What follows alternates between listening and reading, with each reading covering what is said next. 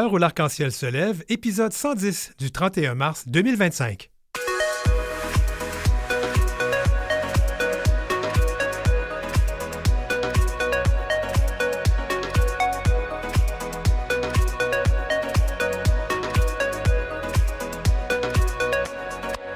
Au sommaire, la campagne électorale fédérale après une semaine, où sont les queers et les trans, Alexandre Duval et sa chronique politique.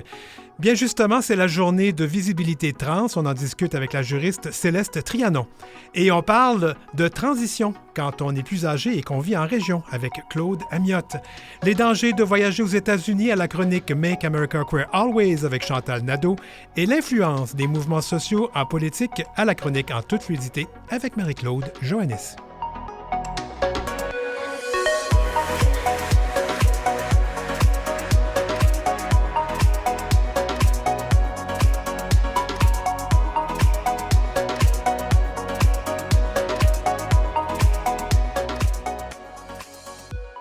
C'est l'heure où l'arc-en-ciel se lève avec Denis Martin Chabot.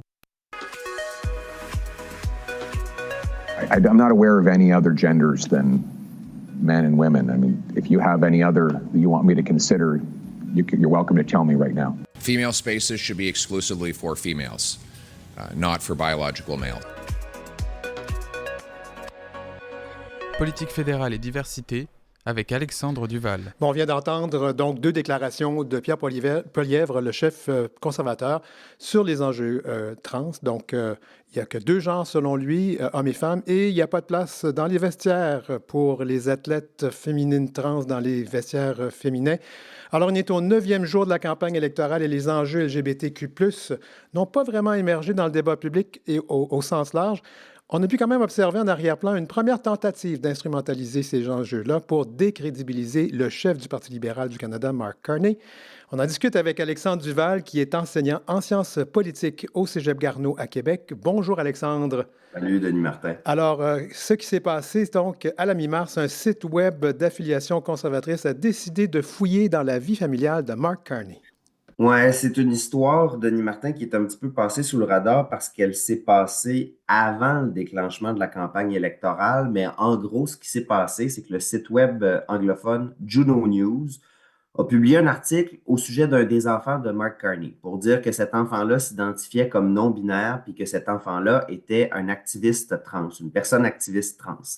Donc là, la question que ça pose, Denis Martin, c'est: est-ce que c'est vraiment d'intérêt public, cette histoire-là? Est-ce qu'on peut parler de journalisme quand on fait une révélation sur la vie privée de l'enfant d'un chef de parti?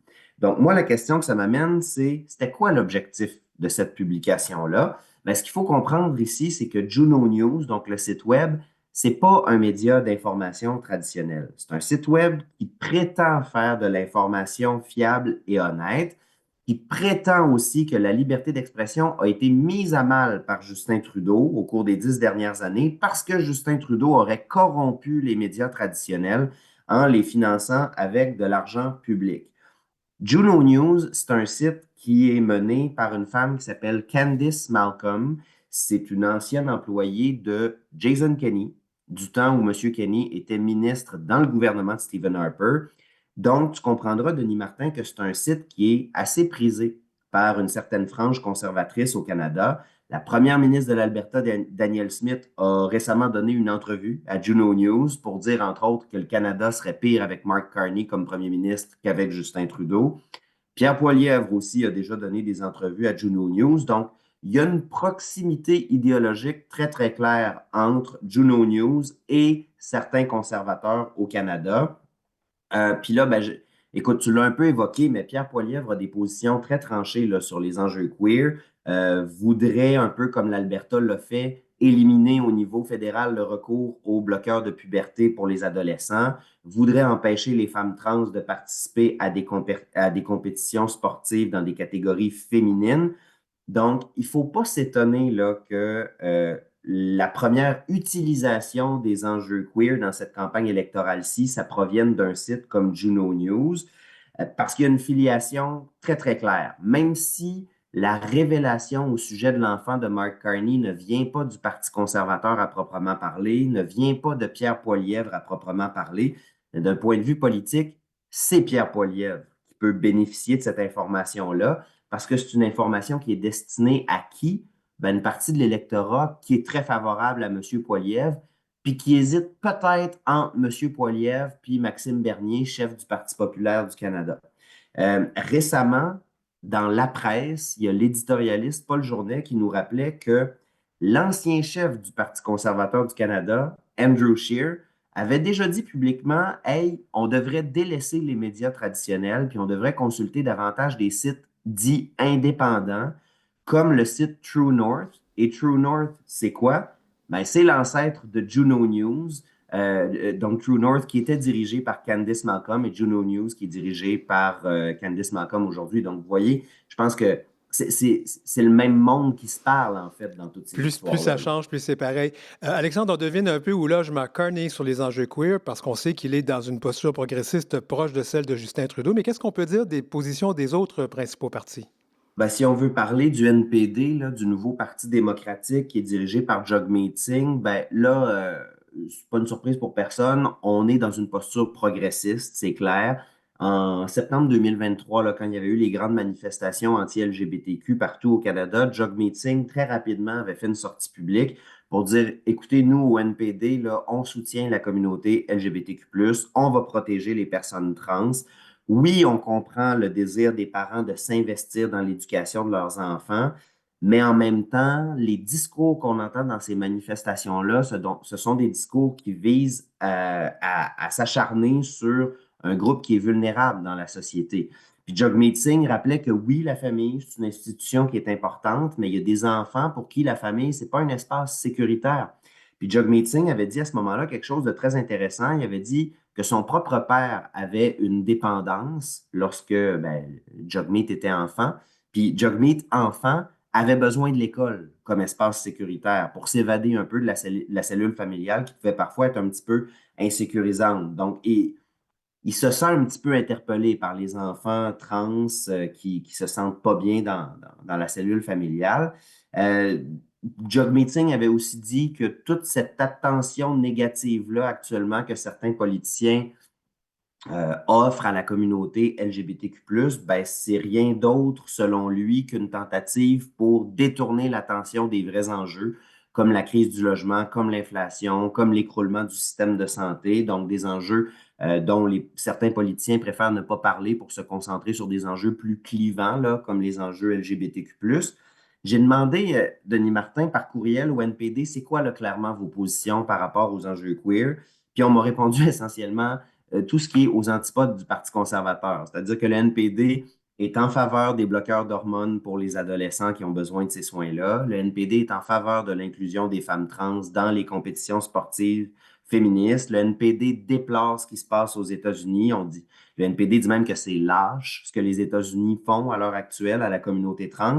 Et le NPD s'attaque aussi au Parti libéral en disant que le Parti libéral, depuis 10 ans, en a pas fait assez pour assurer des soins de transition de qualité pour les personnes trans partout au Canada.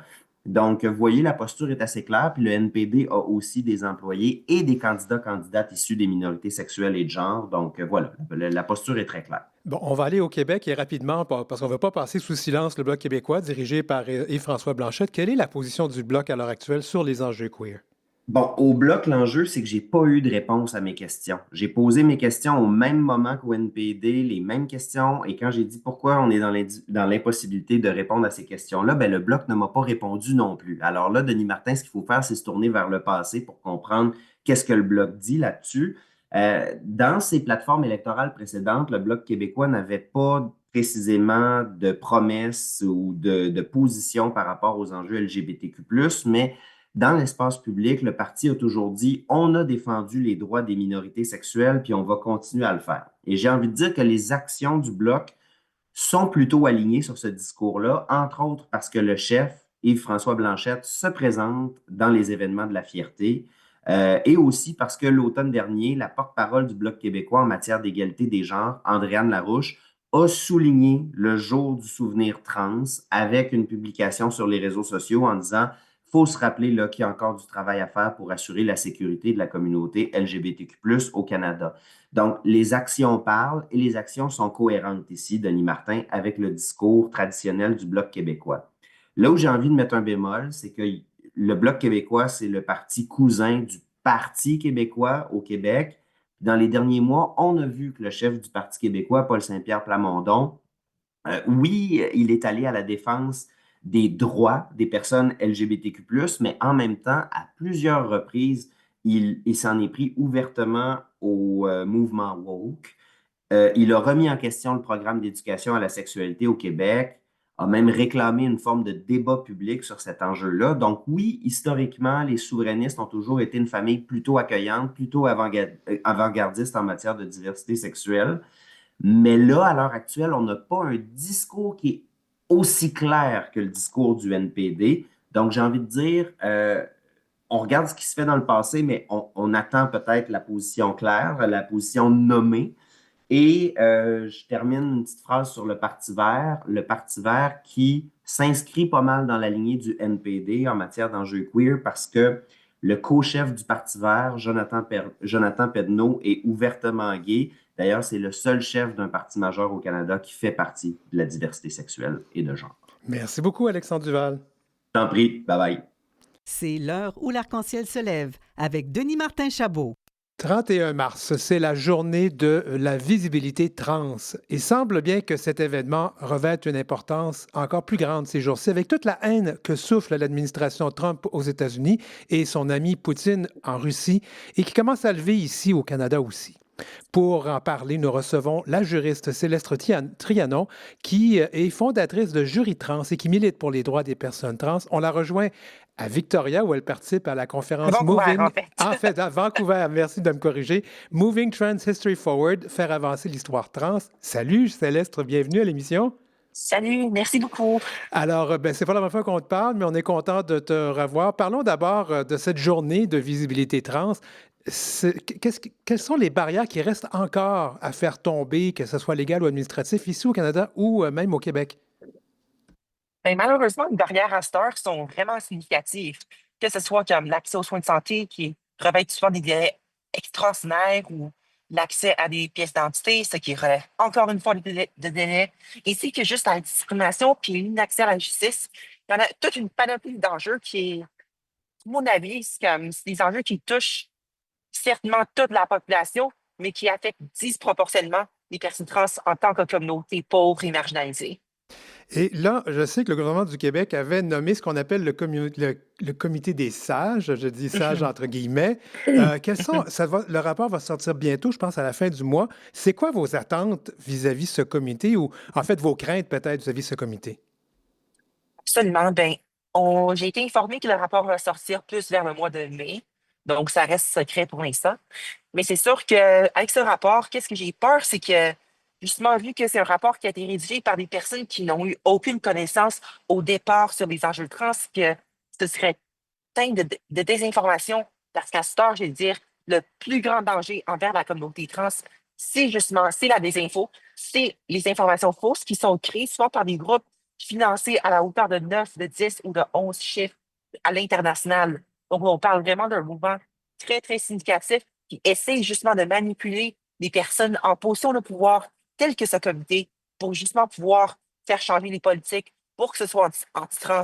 Et c'est justement ce qui s'est passé aux États-Unis. Puis j'ai peur que ça se reproduise ici. Bien justement, parlons-en de cette influence des politiques anti-trans qui nous viennent des États-Unis. C'est quoi l'influence que tu vois, Céleste, sur le débat public, les décisions qui s'en viennent ici au Québec et au Canada?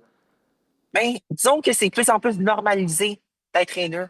Il y a de plus en plus de personnes qui sont confortables à soit propager des discours haineux, même parfois mettre des menaces de mort contre les personnes trans au Québec. Et on parle aussi de toute autre situation de haine constante, de menaces, de vraiment juste comme le pire que la société a à offrir envers les personnes trans qui devient de plus en plus normalisé.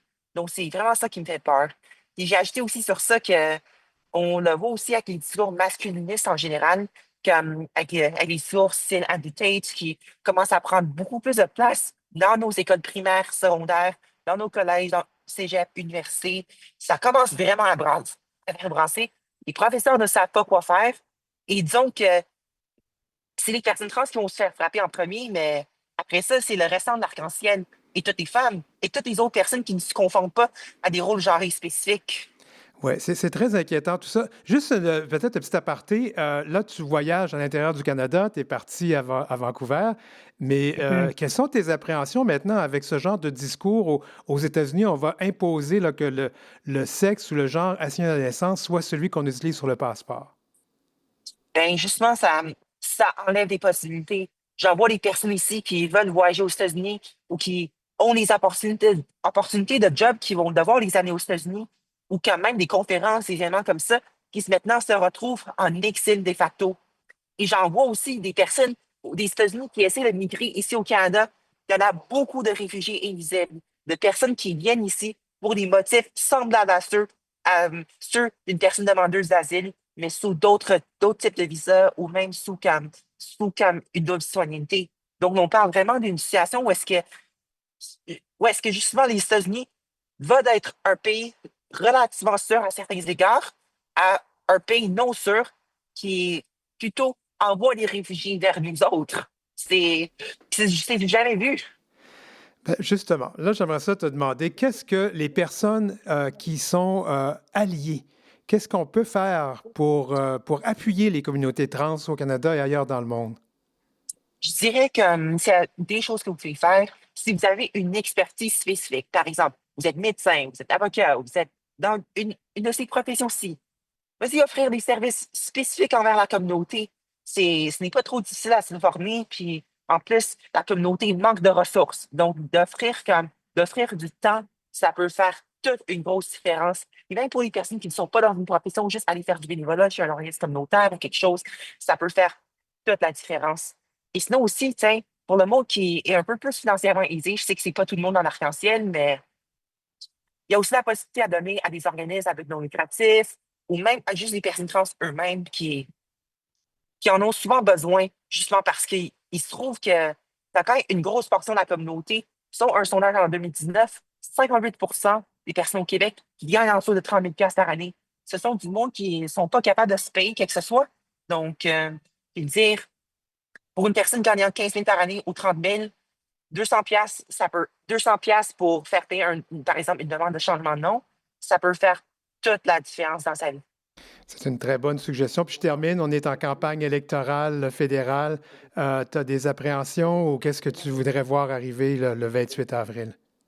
Ben, je veux dire, j'ai vraiment, vraiment peur qu'un gouvernement Poilievre se forme parce que c'est un parti politique qui s'est ouvertement positionné vers la transphobie et vers la haine. Son leader, Pierre Poilievre, a déclaré ouvertement qu'il y a juste deux genres. Je pense que sur la télé, puis il a fait la même chose hier à exclure les femmes trans des toilettes et des espaces publics. Ce qui mènerait justement à ce que le Canada ne soit plus un endroit sûr pour les personnes trans. Il faut se le rappeler, c'est le fédéral qui contrôle le droit criminel. Donc, ceci veut dire que si un gouvernement fédéral décide de criminaliser, par exemple, notre accès aux toilettes ou d'autres choses comme ça s'applique à travers le Canada. Ça fait peur.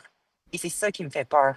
Ben, on va Mais souhaiter... aussi, Oui. je veux aussi que nos autres partis politiques, tels que les libéraux, l'NPD, les Verts, etc., de Bloc même, je veux qu'eux autres se positionnent aussi fortement en faveur de notre communauté. Je veux qu'eux autres parlent de ça et soient tellement clairs et non ambigus que les droits trans, c'est les droits humains qui méritent protection et que les personnes trans sont des personnes à part entière qui méritent dignité et des bonnes vies. Céleste Trianon, merci beaucoup d'avoir participé à l'émission. C'est un plaisir. Merci. Bouge pas, Céleste. C'est l'heure où l'arc-en-ciel se lève avec Denis Martin Chabot. Faire une transition, c'est déjà pas facile. Faire une transition quand on a un certain âge, c'est vraiment pas facile. Faire une transition quand on a un certain âge et qu'on habite en région, on pourrait penser que c'est pas facile. On va parler de ça avec Claude Amiot, qui est responsable d'Entraide Trans dans la région de Saguenay-Lac-Saint-Jean. Salut Claude, Madame Claude. Bonjour tout le monde. Alors, je ne vais pas te demander de donner ton âge, mais tu peux le donner si ça te le tente. J'aimerais ça que tu nous dises à quel âge, toi, tu as décidé que, oh my God, ce que j'ai besoin là, pour être heureuse, parce que tu étais en dysphorie de genre, c'était faire une transition. Quand est-ce que c'est arrivé tout ça? Ben, en fait, la décision d'entreprendre la transition, y avoir pensé, ça date de très loin. Depuis Mais que tu étais tout petite, puis tu voulais être une femme à ce moment-là. En fait, écoute, on va me mettre à l'âge de 4 ans. Ouais. Je dirais pas mon âge, mais en 1959. T'es un petit peu plus vieille que moi. Oui, je vais prendre 70 bientôt. Ouais. Alors, j'avais un ressenti pour le côté féminin. J'avais une attirance pour le côté féminin sans savoir c'était quoi. Parce qu'en fait, dans ces années-là, on ne parlait pas vraiment de ça. J'étais très jeune en plus.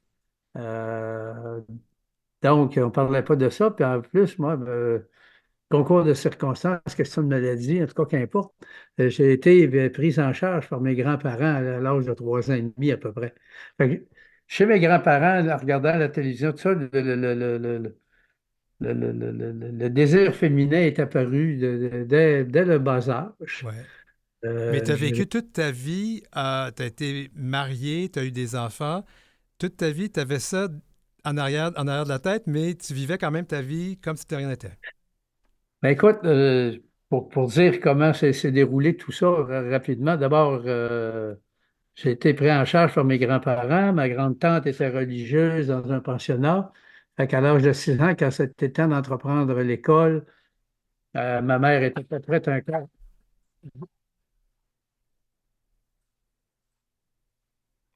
Fixé. Ah, Ma on a un mère chien était. qui jappe là aussi. Moi, ça m'arrive quand je fais des entrevues à la maison.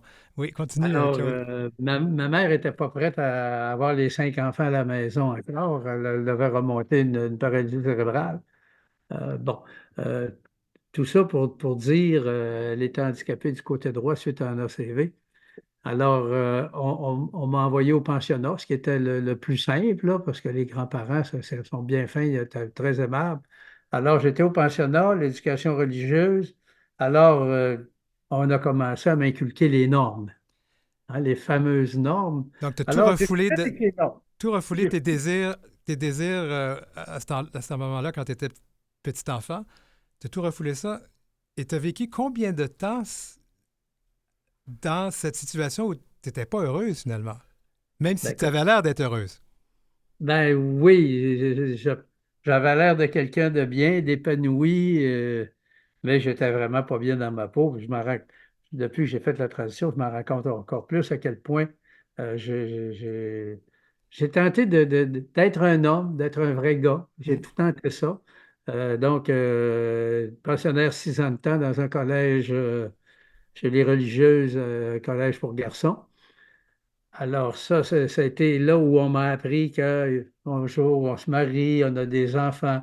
Fait que j'ai eu la maison, j'ai eu les enfants, le chien, le chat, la piscine. Je fitais dans les normes qu'on m'avait enseignées. Donc, j'ai vraiment propulsé ma vie dans les normes qu'on m'avait enseignées Puis, en refoulant, puis ça, évidemment. ça a duré combien de temps avant que tu dises, ah non, ça ne peut plus continuer de même? En fait, dans ma tête, ça faisait longtemps que ça me le disait, mais à l'âge de 61 ans, 61 ans. j'ai pris la décision, donc c'est terminé, j'ai fini, je ne peux plus vivre ça. Et j'ai commencé ma transition médicale à 62 ans. Et là, on est quand même, puis c'est pas, je veux pas qu'on pense que c'est le regard de Montréal sur une région, mais c'est toujours plus difficile d'avoir des services, surtout des services spécialisés comme ça dans une région. Tu as trouvé ce que tu avais besoin, toi. Oui, je suis très débrouillard. J'ai cherché à avoir les services chez nous. Euh, bon, pour faire une affaire vite, j'ai encore 61 ans, on est au mois de fin novembre, début décembre, je vois mon médecin. Là, je lui fais mon coming out, en fait. Là, je me dévoile. J'écoute, j'ai un mot sur mon papier. Je faisais ma petite liste d'épicerie quand je vais chez le médecin. J'étais bobo, tout le temps. Et il me reste un. Puis ce matin-là, mon médecin dit, c'est plaisant aujourd'hui, j'ai le temps de m'occuper de mes patients. Il dit, OK, c'est aujourd'hui.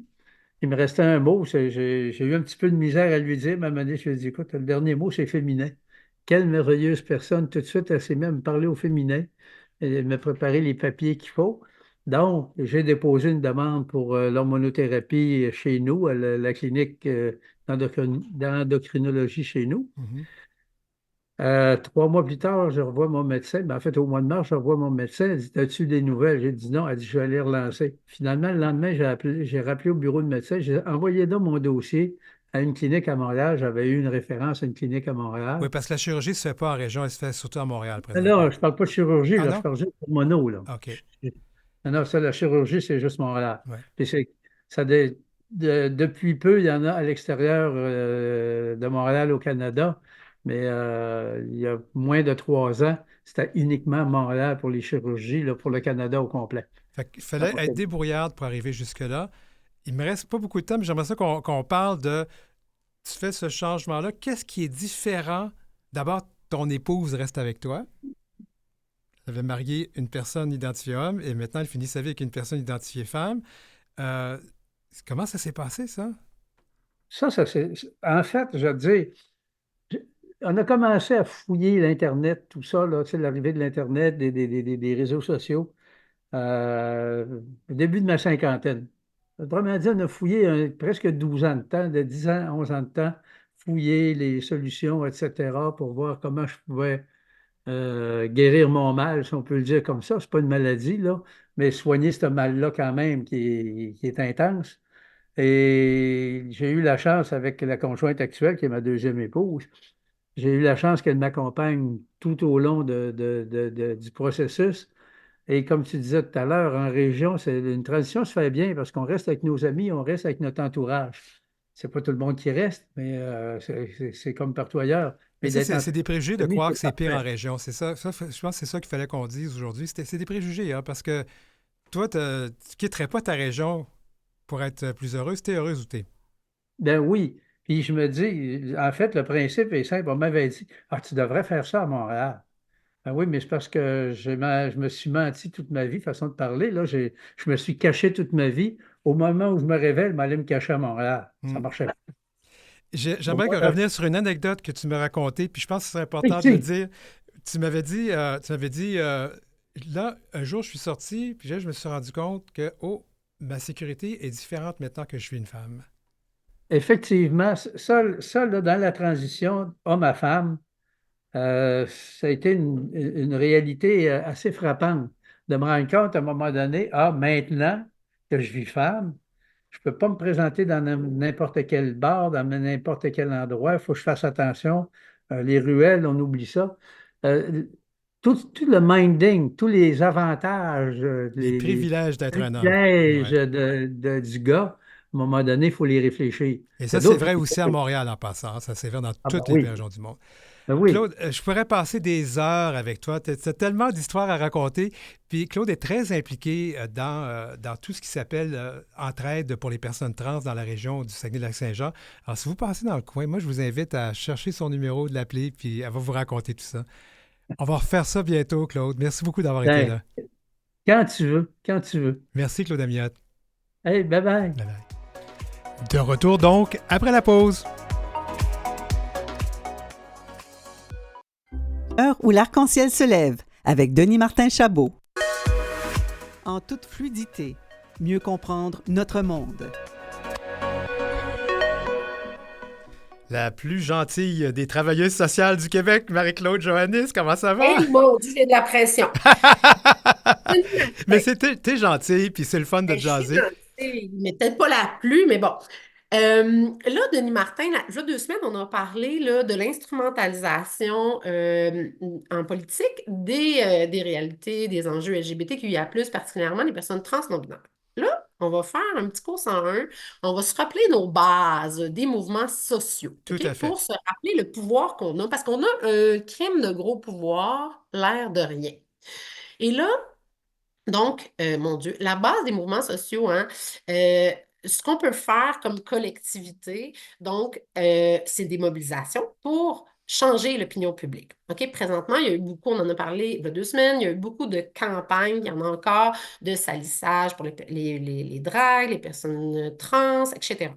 Donc, par contre, de l'autre côté, on peut aussi sensibiliser les gens et on le voit énormément, entre autres à travers des artistes connus qui, sur les réseaux sociaux, prennent parole et disent, hey, un instant, l'amour, c'est important, le respect, qui parlent de leur fille, qui parlent de leur propre réalité. Et ça a un grand impact aussi dans l'opinion publique. Il y a aussi le lobbying direct. Et ça, nos organismes vont le faire beaucoup. Donc, quand il y a des lois qui sortent qui n'ont pas d'allure, par exemple sur la gestion des réalités des personnes trans ou de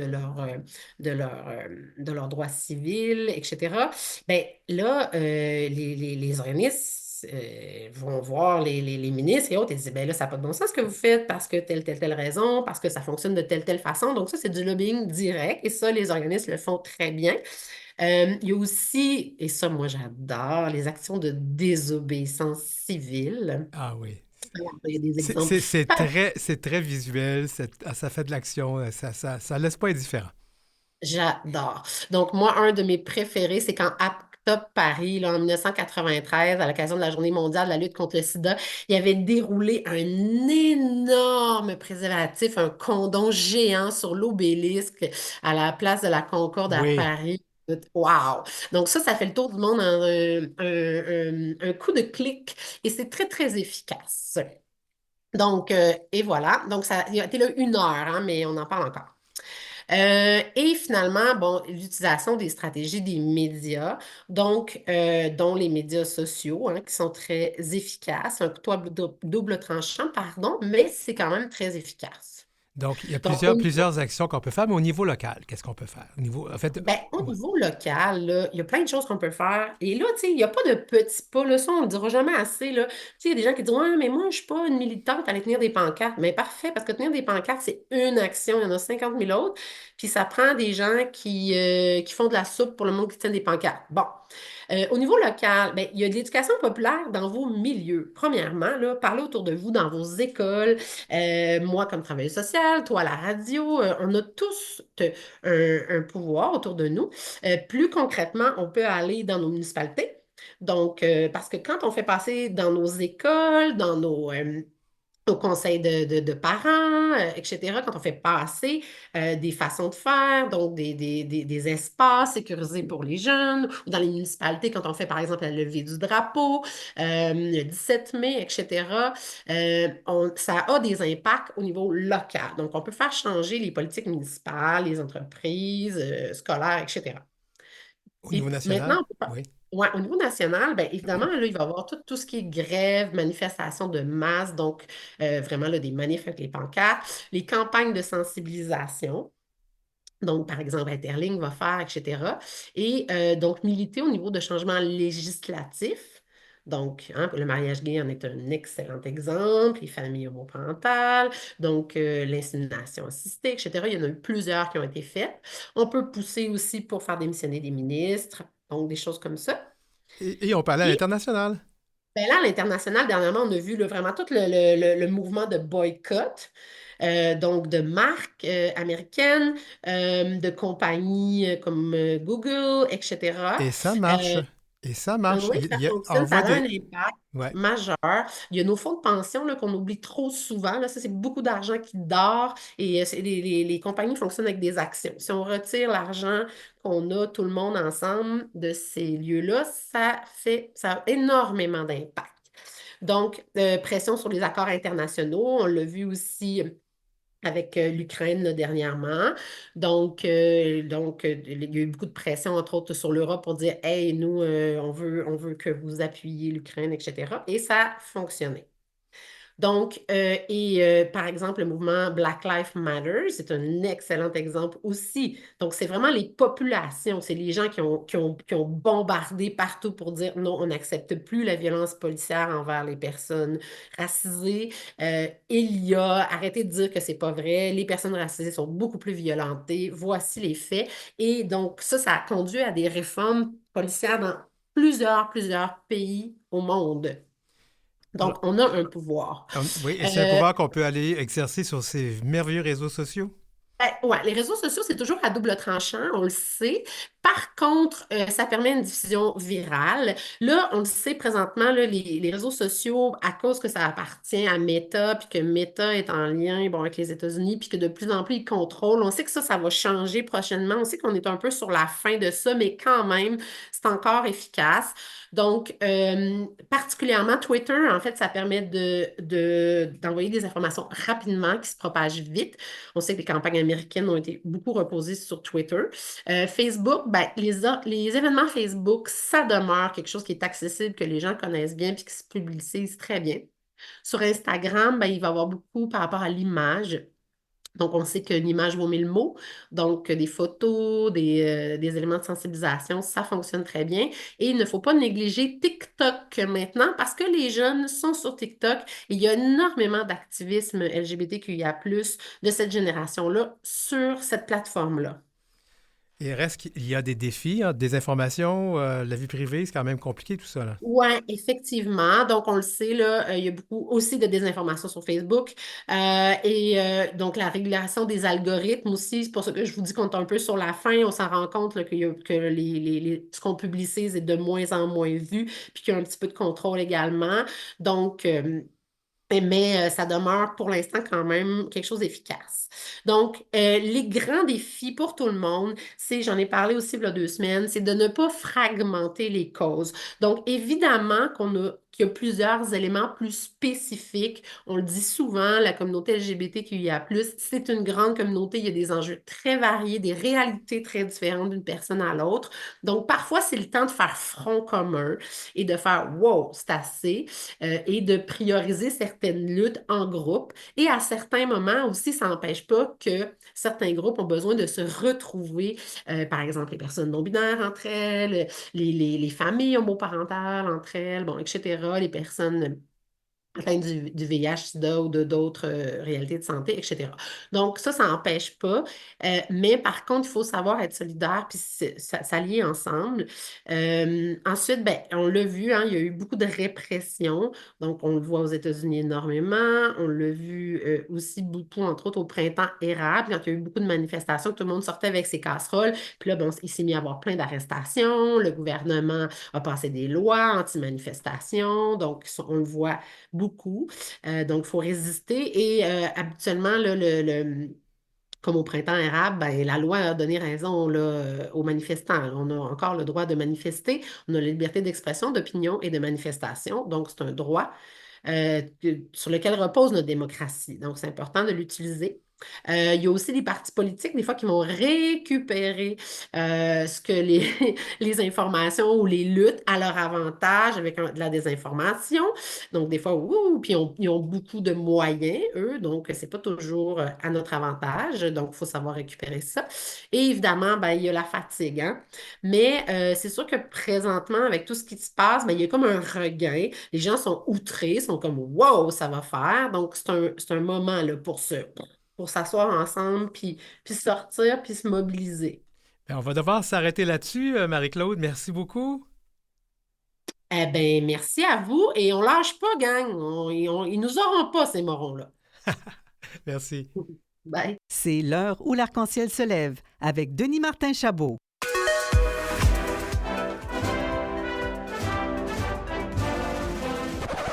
Let's make America queer always. Make America Queer Always, des nouvelles des États-Unis.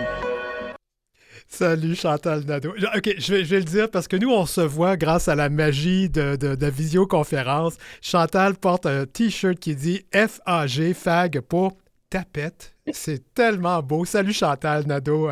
Comment ça va? Salut Denis Martin.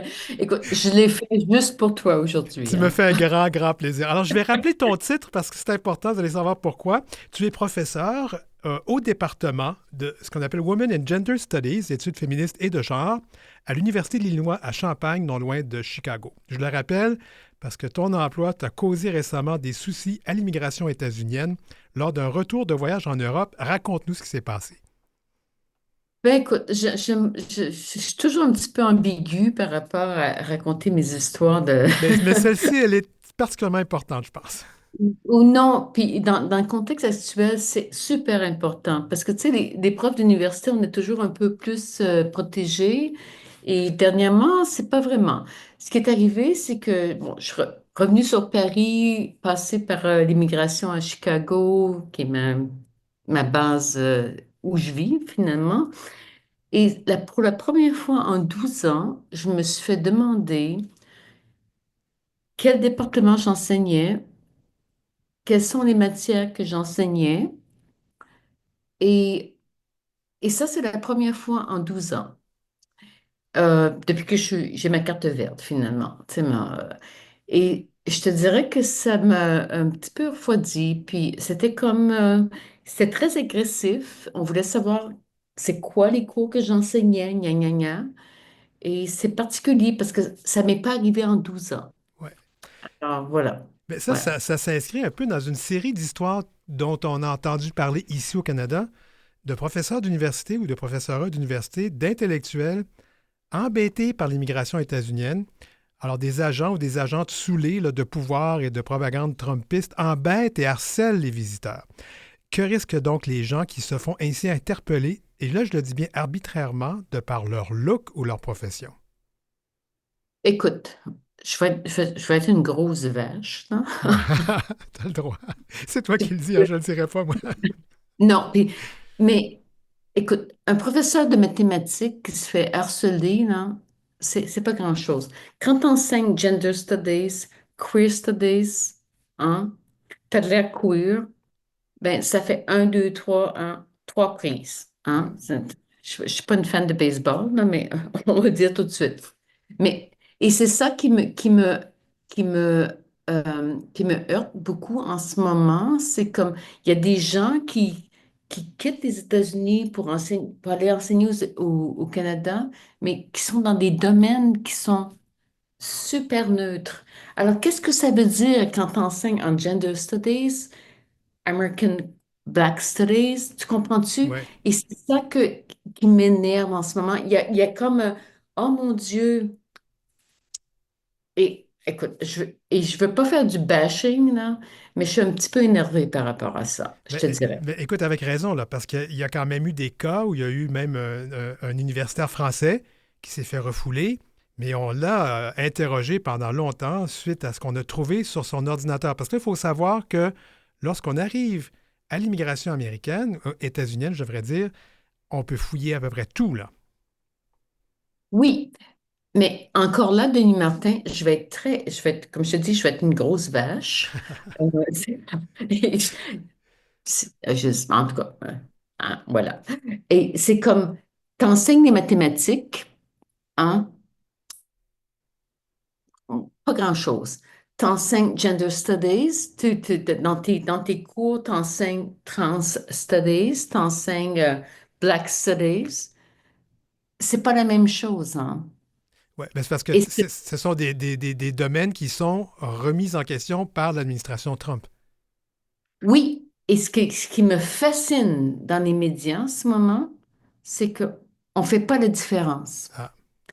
Et je m'excuse, hein, là je m'énerve. OK, puis là tu me vois, nos éditeurs, auditrices ne me voient pas, là. Ah ouais, Mais là je je me peux décrire les mains en l'air, puis on y va, là, oui. ouais, ouais, puis et je fais comme non, parce que ce que j'enseigne, c'est un peu plus problématique qu'enseigner les mathématiques. C'est ce qu'on dirait un peu plus subversif, mais ce n'est pas le propre de la liberté académique de pouvoir enseigner des matières qui ne sont peut-être pas des matières populaires aux yeux de certains, mais qui sont nécessaires. Oui, et l'administration de Monsieur T, que je refuse de nommer parce que tu le sais que je suis en ce moment, je suis targeted, hein? Oui. Donc je ne vais pas prononcer son nom. Euh, mais en ce moment, ce qui arrive, c'est que pour eux et cette administration-là, c'est très clair que tout ce qu'on fait, tout ce qui est lié à genre, sexualité, race, c'est la merde. Voilà. Est-ce qu'on peut mettre en prison les gens lorsqu'ils arrivent avec, dans leur ordinateur, contiennent des documents, des exposés, des publications anti l'administration T, comme tu dis? Qu'est-ce qui peut arriver à ces gens-là qui ne sont pas des citoyens ou citoyennes des États-Unis? Bon, je suis contente que tu me demandes la question parce que j'ai vraiment, tu sais, ça fait 3 jours que je suis là-dessus, hein. C'est non-stop. Écoute, moi, tout ce que j'ai à dire aux gens, c'est qu'en ce moment, ce qu'il faut faire, c'est que il y a une distinction entre votre identité de genre et vos documents officiels. Et là-dessus, on va perdre la bataille, hein. Alors, il faut se protéger. L'autre chose qu'il faut faire, c'est de complètement effacer tout ce qui peut nous exposer en tant que personne non binaire, ou queer, blablabla, hein. Il faut vraiment tout effacer et il faut pas avoir de nostalgie, hein. Ouais. C'est comme, il faut être efficace, tu comprends-tu, Parce que toi, tu Denis? préconises donc la sécurité au-delà de la mobilité. Oui, oui. Et puis la sécurité, ben, c'est sûr qu'une personne. Mais c'est parce que on va aller là, puis je veux qu'on revienne aussi à ce qui peut nous arriver. Donc, une personne qui a désormais sur les passeports les agents d'immigration des États-Unis réclament que le genre ou le sexe assigné à la naissance soit le même sur le passeport, même si on a changé de nom, même si on a une autre affirmation de genre. Ça peut être problématique, ça. C'est énorme. Et je le dis avec des pincettes, là, puis ça me fait mal au cœur de dire ça, là. Mais moi, je dis à mes étudiants, c'est pas là qu'on va se battre, hein. Fait que pour moi, ce qui est le truc numéro un quand il concerne la question de immigration, c'est sécurité. OK? Alors, on peut fantasmer qu'on veut être vu comme on veut, mais comme on est vu comme on veut et comment l'administration nous voit, c'est deux choses. Et on ne va jamais gagner cette bataille-là au niveau de l'immigration. Comment l'État nous voit, c'est ce qui nous détermine. Ouais. Je m'excuse. Donc, puis là, je veux qu'on soit très clair, on ne sait pas qu'on veut recommander aux gens de retourner dans leur placard, mais si ils ou elles ou elles doivent absolument aller aux États-Unis, soyez avertis que ça peut être compliqué. Et parfois, il faut faire ce qu'il faut si on a absolument besoin d'y aller. Exactement. Puis, et comme je te dis, Denis Martin, je le dis, ça me fait mal au cœur, là, tu sais.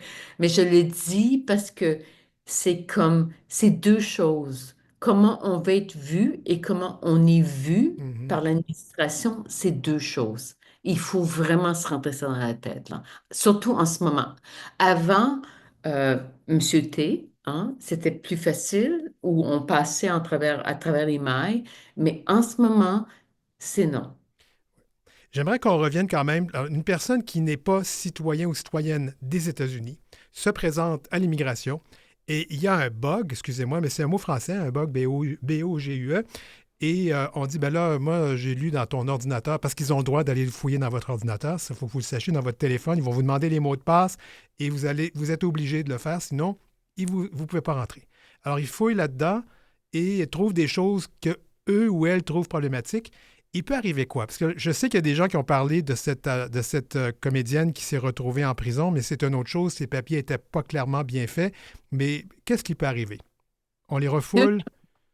deux choses que j'ai appris, Denis Martin. Ouais. Alors, les gens sont paresseux, hein. Ils veulent toute la reconnaissance digitale. Mais en ce moment, on ne peut pas nous demander d'entrer un mot de passe manuel. Alors, ce qu'il faut faire avec nos téléphones intelligents, c'est qu'on revient à la vieille méthode, hein. C'est-à-dire, donc, si, comme moi, j'ai aucune reconnaissance faciale et à cause de ça, ils peuvent pas rentrer dans mes téléphones, ils peuvent pas rentrer dans mes Ils ne peuvent pas ordinateurs. exiger le mot de passe? Ils- non. OK, ça c'est clair. Maintenant, la Bon, personne qui refuse d'obtempérer, on va pas l'acheter en prison, mais on peut la refouler. exactement. Mais écoute, je vais encore là, c'est mon côté grosse vache, là. Être entrefoulé, puis entre détenus, hein? Ouais, c'est mieux Ouais. d'être refoulé. Oui, voilà. Fait que quand j'entends les Canadiens, citoyennes canadiennes, par rapport, je me dis, non, vous voulez être refoulé à Dorval, vous voulez être refoulé à Toronto, à Edmonton, tu comprends? Parce qu'on a Pour moi, on a ce qu'on appelle en anglais le pre-clearance, on peut passer les douanes américaines ou je vais dire états-uniennes à certains endroits, donc Montréal, Toronto, Calgary, Edmonton et compagnie, là. oui, et pour moi, c'est comme, tu vas être refoulé là, parce que là, tu t'en retournes chez vous. Hein, Bon, tu comprends? j'aimerais quand même qu'on revienne sur les risques. Il y a beaucoup de pays européens, et même le Canada récemment l'avait fait, qui ne recommandent pas aux personnes queer et aux personnes trans de voyager aux États-Unis. Ça va mal, là. Oui. Puis qui veulent pas non plus sortir des États-Unis dans mon cas, tu sais. Oui, parce que toi, Tu si comprends? tu sors, tu sais jamais si tu peux rentrer, même si tu as une carte verte, il peut la retirer à tout moment, Non, là. exactement. Ouais. Comme moi, j'ai pas ma citoyenneté américaine, en ce moment, c'est tout à fait nouveau, hein. Parce qu'avant, tu sais, avoir la carte verte, c'était comme whatever, tu sais. Ça passait dans le beurre. Maintenant, c'est plus ça. Alors, moi, je dis toujours aux gens, si vous venez ici pour une conférence, machin, machin, machin, hein, il faut que vous soyez prêt à être interrogé et être bloqué. Il y a eu beaucoup dans les médias, on a beaucoup parlé des gens qui ont été arrêtés, qui ont été détenus et tout ça. C'est minime, Mhm. Denis Martin. Mais ça ne veut pas dire que ça n'existe pas. Et moi, je dis toujours aux gens, c'est comme si vous n'êtes pas bétonné, pourquoi vous venez aux États-Unis? Vous venez pas. Ouais. Puis en fait, Voilà. ça commence à apparaître. Je lisais aujourd'hui que les réservations pour les États-Unis, des billets d'avion là, dont on parle, c'est pas petit, là. C'est 75 de moins qu'il y a un an. Et on regarde mois par mois, là, puis cet été, il n'y en a pas beaucoup non plus. On est toujours dans les 75 de moins de réservations pour aller aux États-Unis. Parce qu'il n'y a pas juste l'immigration, il y a aussi tout ce climat qui n'est pas très confortable non plus pour les gens de nos communautés, là. Est-ce qu'on a le goût d'aller faire le défilé de la fierté à New York avec tout ce qui se passe présentement? Non, puis aussi, qu'est-ce qui se passe aussi au niveau de tous ces trucs un peu plus euh, présentés d'une façon un peu plus grande, si tu veux, c'est que en ce moment, c'est que il y a beaucoup de corporations qui se retirent, hein. Mhm. Et c'est ça qui se passe à Chicago, à New York, à Los Angeles, à San Francisco, à Austin, Texas. C'est que toutes ces organisations-là se retirent et retirent leur support finalement au LGBTQ+. Et, et ma réponse à ça, c'est comme, ben, on n'investit pas, on ne donne pas d'argent à ça, hein. Ouais. Tu comprends? C'est- Ben oui, ben Voilà. oui. Il faut boycotter Voilà. les entreprises qui font ça aussi. Ben, C'est ce que les gens exactement. proposent, oui. J'aimerais qu'on termine avec quand même, parce qu'on s'était promis, toi et moi, qu'on essaierait d'être positif à la fête de la chronique. Est-ce qu'il y a une bonne nouvelle cette semaine? Écoute, il y a un truc qui est sorti le 15 mars avec le ACLU, qui est mon organisation favorite en ce moment, qui font plein de trucs avec les... L'American Civil Liberties Union, c'est ça? Oui. Exactement. Et là, ils ont gagné en Ohio, Iowa, Oui. Ohio, Un ou l'autre. Vince. Oui. OK, OK.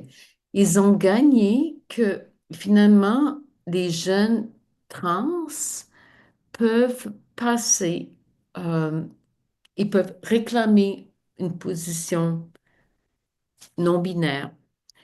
Et c'est une grosse victoire. Et c'est pour ça que je veux qu'on parle de ça pour nos prochaines chroniques. Je suis pas intéressée au niveau national, je suis intéressée au niveau... Mais tu veux dire euh, quoi? Qu'ils peuvent avoir donc une désignation non-binaire sur leur carte d'identité, c'est ça? exactement. Alors, c'est une grosse victoire parce que c'est l'État de Vance, hein, Oui, oui, oui, l'Ohio, oui. et de Vance. Alors, c'est vraiment... Puis ça a passé là, pouf, comme ça. Et je pense que c'est ça qu'il faut s'accrocher, c'est ce genre de victoire au niveau des États, peut-être petits, pas au niveau national, mais qui permettent finalement de casser le moule, hein. Alors, pour moi, alors, c'est une grosse affaire parce que, en plus, qu'est-ce que ça veut dire? Et l'argument qui a été passé en cours, si tu me donnes 2 secondes, Oui. c'est intégrité corporelle. Ça veut dire que ça va aussi affecter toutes les poursuites qui vont se passer euh, au niveau de embryon, Oui. au niveau de avortement, Oui. parce que ça veut dire, c'est au niveau, ce que ça veut dire, c'est qu'est-ce qui constitue la- L'intégrité corporelle. L'intégrité corporelle, ça veut dire le fœtus aussi. Donc, ça aura des ramifications, tout ça. Écoute, on va en parler dans notre prochain rendez-vous. Puis aussi, je pense qu'on va peut-être aborder ces gens qui partent des États-Unis, des personnes queer qui font des demandes d'asile politique au Canada. Ça sera à suivre aussi parce qu'on commence à en voir beaucoup. Mais... Oui, puis ça, j'ai beaucoup à dire là-dessus. Bon, ben c'est bien parfait, Chantal Nadeau, avec son beau fag. Je vais juste dire en passant que je ne nomme pas et je ne mets pas de photos de Chantal sur les réseaux sociaux, justement pour lui éviter les problèmes, parce que les profs d'université sont suivis par ces gens-là. Merci beaucoup encore, Chantal. Merci.